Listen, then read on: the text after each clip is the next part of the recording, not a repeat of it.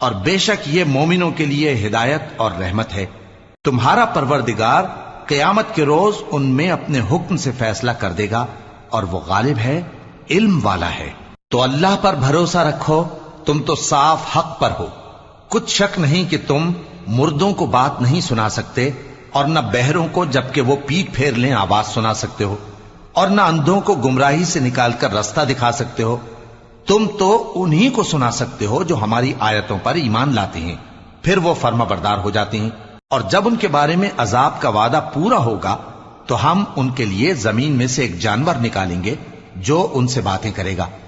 یہ ہم اس لیے کریں گے کہ لوگ ہماری آیتوں پر ایمان نہیں لاتے تھے، اور جس روز ہم ہر امت میں سے ایک بڑے گروہ کو جمع کریں گے جو ہماری آیتوں کی تکذیب کرتے تھے،